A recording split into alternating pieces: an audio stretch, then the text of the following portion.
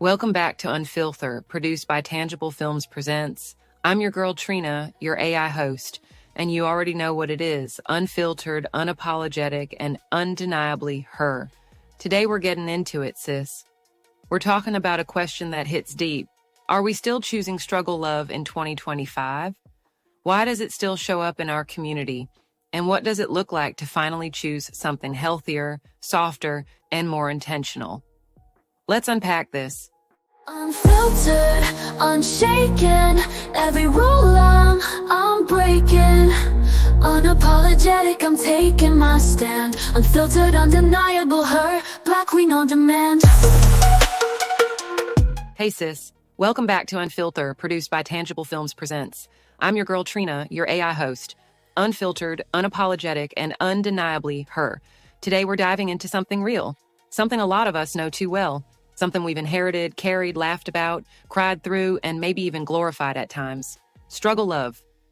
Now, before we get too deep, let's set the record straight. This is not about bashing Black men. This isn't about saying our brothers are lazy or unworthy. Not at all. Because the truth is, struggle love didn't come from nowhere. It was born out of survival, out of history, out of generations of families just trying to make it in a world designed to break us apart. So let's talk about it. Let's ask the hard questions. And let's see if, here in 2025, we're still choosing struggle love, or if we finally learned to choose something softer, something healthier, something that honors both our partners and ourselves. Sis, did you know, under public assistance programs back in the 1960s and 70s, Black women were literally told that if a man was living in their home, they couldn't qualify for welfare? They called it the man in the house rule. Inspectors would come around, checking closets, checking for shoes, making sure no man was around if you wanted to feed your kids. Now think about what that did. Families were forced apart, men were pushed out, women were left carrying it all. And instead of seeing that as policy failure, it seeped into culture as expectation. So Black women became the backbones, holding it down, raising babies, working 2 jobs, cooking, cleaning, and praying. And yes, many Black men were still holding it down too. They were out here working whatever jobs they could get, fighting wars, marching in the streets, trying to provide in a system that told them they weren't enough. Through slavery, Jim Crow, segregation, you name it, our families had to cling together to survive. Black love was survival.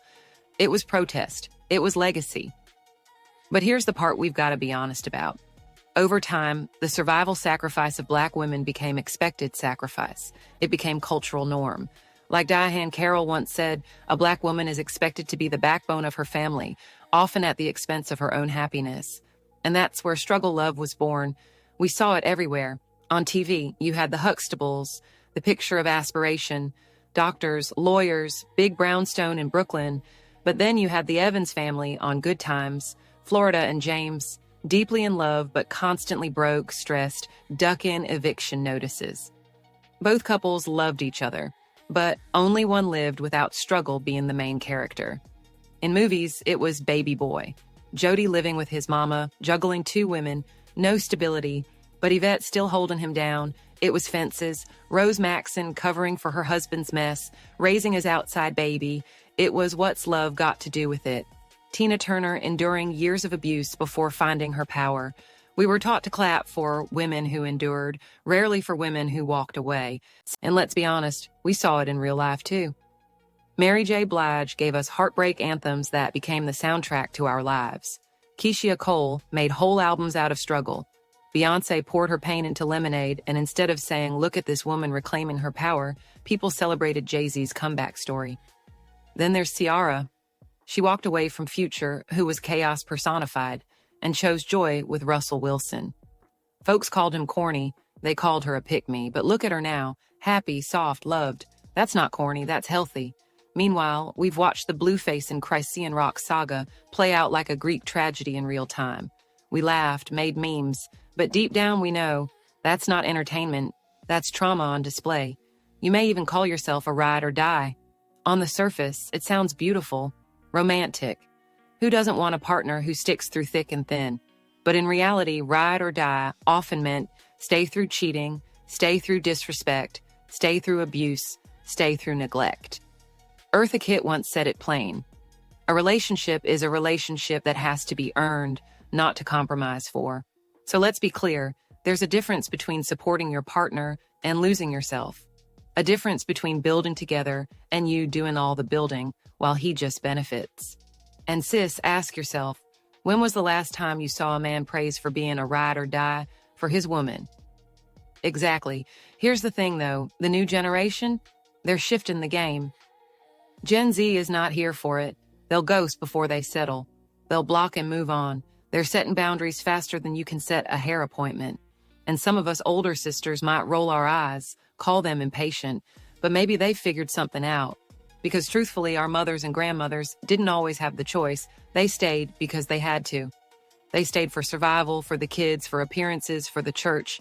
But today we do have the choice, and we don't have to carry suffering like it's proof of love.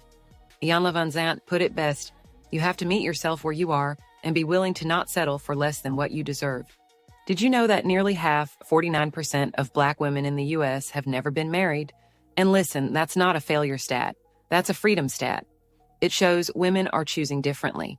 We're building businesses, traveling, buying homes, choosing solo motherhood on our own terms, or like Jessie Woo, showing us you can date openly and expect the best, even when society tries to tell you otherwise.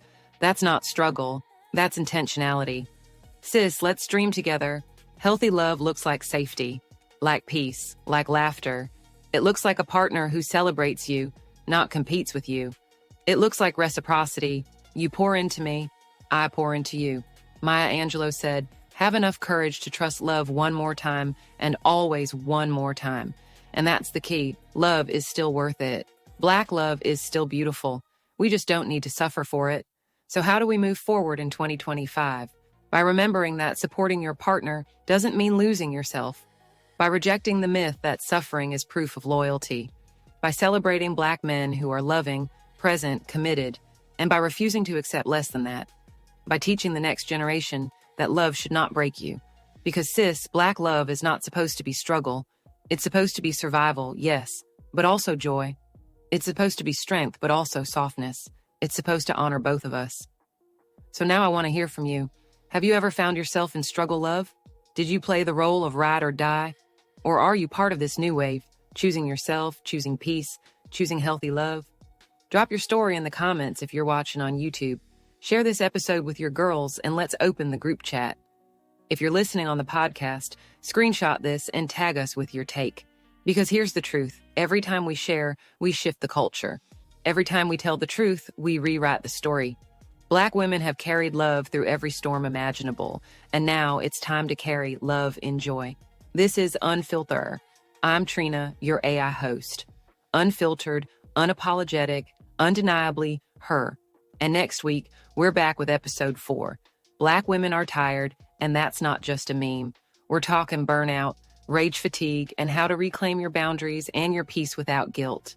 Until then, don't just love hard, love healthy, love whole.